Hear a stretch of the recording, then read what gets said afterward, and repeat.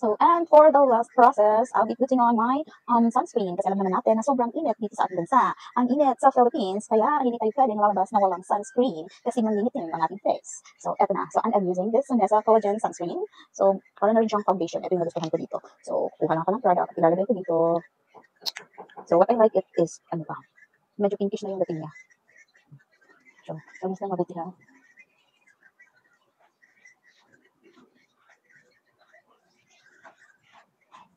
Dati hindi talaga ako nagsa-sunscreen.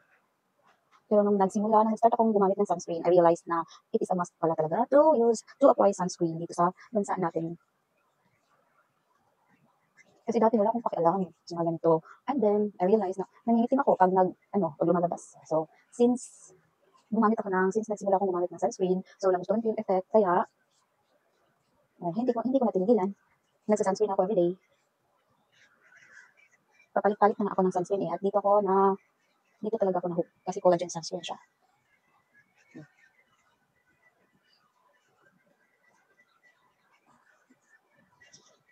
Tingnan mo yung pagka-blendable niya.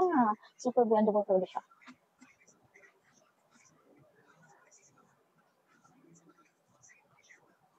Yung tipong after mong i-apply, parang ang healthy ng skin mo. So, ganun. Yan yung tingin ko sa kanya. Kaya, sobra ko siyang nagustuhan. So, tatlo kasi siya eh. Nung nabili ko to, buy one, take two. Ganun. Kaya, ang tagal niya maubos. Kaya, hindi pa ako nakabili ulit. Pero in fairness ang daming bumibili nito sa basket ko. Siguro, pareho kami ng na-observe.